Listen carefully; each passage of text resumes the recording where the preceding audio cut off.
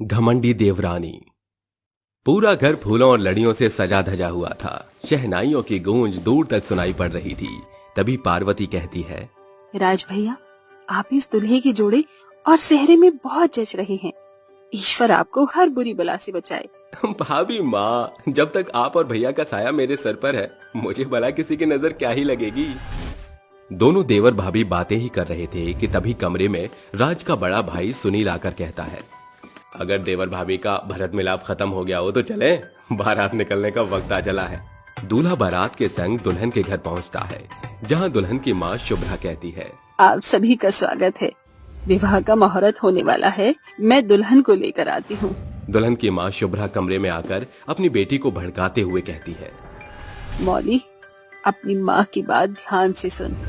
तेरे होने वाले पति के लिए उसके भाई और भाभी सीता और राम हैं। ये तुझे तय करना है कि तुझे उसको लक्ष्मण से विभीषण में कैसे बदलना है।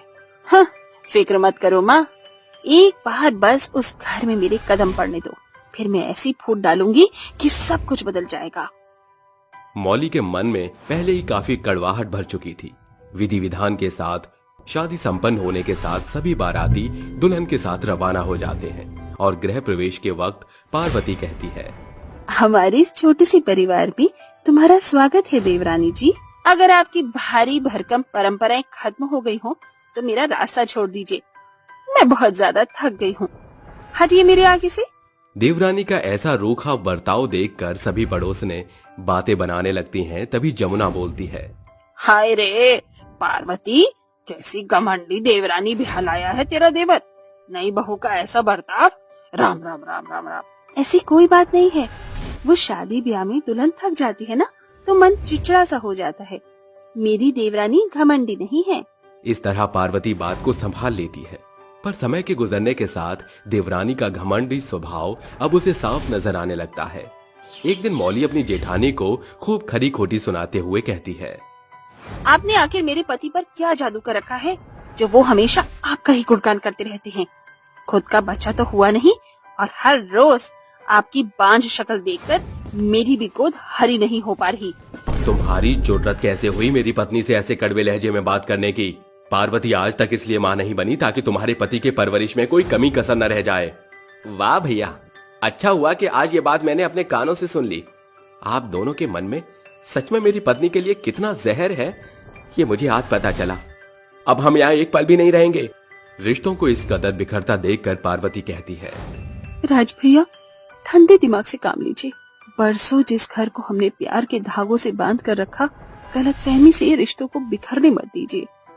पार्वती की आंखों से आंसू के झरने फूट पड़ते हैं और वो अचानक बेहोश हो जाती है, जिसके बाद डॉक्टर उसका चेकअप करके बताता है, मुबारक हो, आपके घर में नन्हा मेहमान आने वाला है।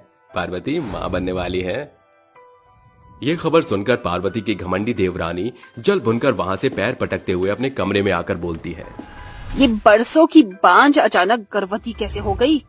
अगर इसने इस घर को वारिस दे दिया तो मेरी कोई अहमियत नहीं रहेगी।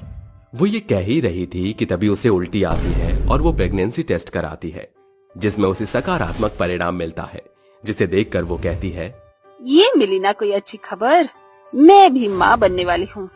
मेरा बच्चा तो इस दुनिया में जरूर आएगा, पर मैं जेठानी जी के बच्चे को इस दुनिया में आने से पहले ही पार घाट लगा दूंगी। वक्त तेजी से गुजरने लगता है और दोनों की गर्भावस्था के महीने भी बढ़ने लगते हैं।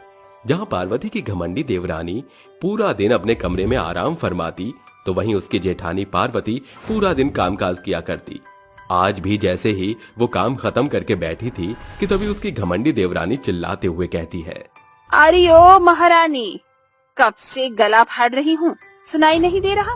मुझे मीठा खाने का मन कर रहा है, जाओ जाकर मेरे लिए हलवा बनाओ।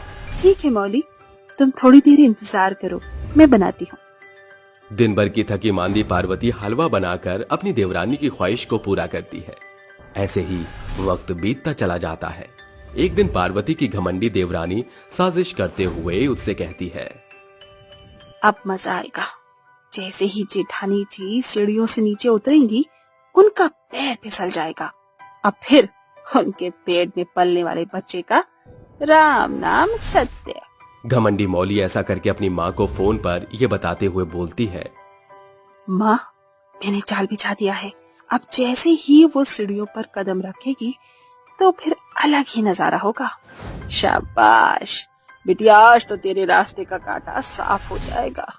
मौली को यह खबर नहीं थी कि उसकी षड्यंत्र भरी बातें दरवाजे पर खड़ी पार्वती ने सुन ली हैं और वो रोते हुए कहती है, अपने अहंकार के कारण आज मेरी ही देवरानी मेरे अंदर पल रहे मेरे बच्चे को मारना चाहती थी। वक्त लगातार ऐसे ही गुजरता जाता है और घमंडी मौली अपनी जेठानी के पेट में पल रहे बच्चे को खत्म करने के लिए एक के बाद एक साजिश रचती रहती है। आज भी वो कहती है, अब इन छोटे मोटे पैदरे आजमाने से कुछ नहीं होने वाला। आज मैं कच्चे पपीते से बना जूस धोखे से जेठानी जी को पिला दूंगी, फिर उनका बच्चा खत्म हो जाएगा। उसे खबर न थी कि उसका पति राज सब कुछ सुन और देख लेता है और उसे थप्पड़ जड़ते हुए कहता है, अच्छा हुआ कि आज तुम्हारे चेहरे का नकाब उतरते मैंने खुद देख लिया। धोखेबाज छली औरत, अब समझ आया कि मेरी भाभी माँ गलत नहीं थी, बल्कि तू ही हमारे बीच मंथरा की तरह फूट डलवा रही थी। प्रेग्नेंट तुम अकेले नहीं थी, भाभी भी थी, पर दिन भर वो तुम्हारी खातिर करने से पीछे नहीं हटती थी। और आज तुम्हें उन्हीं की खुशियां उजाड़ना चाहती हो। राज, मुझे माफ कर दो, मुझसे गलती हो गई, प्लीज। अब मैं तुम्हें एक पल भी अपने घर में नहीं रहने दूंगा। जब से तुमने हमारे स्वर्ग जैसे घर में कदम रखा है, सब कुछ नरक हो गया है। निकल जाओ यहाँ से।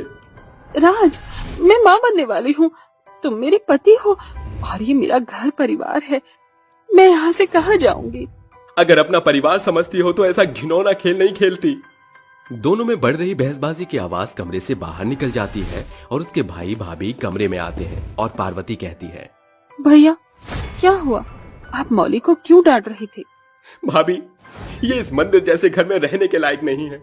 आपको पता है, इसने आपके बच्चे को मारने की कई कोशिशें की हैं और भगवान का शुक्र है कि वो सभी नाकाम हो गई। भैया, मैं सब कुछ जानती हूँ, पर मैं मौली को अपनी देवरानी नहीं, छोटी बहन मानती हूँ। इसीलिए मैं उन सभी बातों को भुला चुकी हूँ। अब आप भी इसे माफ कर दीजिए। पार्वती के कहने पर उसका देवर राज उसको घर में रहने देता है और समय गुजरने के साथ दोनों को एक साथ प्रसव पीड़ा होती है। दोनों भाई उन्हें अस्पताल ले जाते हैं, जहां डॉक्टर कहते हैं, मुबारक हो, आपकी पत्नी को प्यारा सा बेटा हुआ है। पर एक दुखद समाचार है, मौली का बच्चा मरा हुआ पैदा हुआ है और अब वो फिर कभी मां नहीं बन सकेगी। ऐसा सुनकर सभी मौली के पास आते हैं, जहां राज बोलता है, देख लिया मौली, तुम्हारे बुरे कर्मों की सजा है कि तुमने अपना बच्चा खो दिया। मौली, ये लो, मैं अपने मुन्ना को तुम्हारी झोली में डालती हूँ। पर दीदी, ये तो आपका बच्चा है, मैं इसे आपसे कैसे छीन सकती हूँ? क्योंकि मैं खुद इसे तुम्हें सौंप रही हूँ। आखिर रहेगा तो ये एक ही घर में। दीदी, मुझे माफ कर दो। मैंने आपके साथ कितना बुरा बर्ताव किया, फिर भी आपने इतना बड़ा बलिदान दिया। मैं आपके प्यार के काबिल नहीं, फिर भी आपने मुझे छोटी बहन समझा। आज से ये हम दोनों का अंश होगा।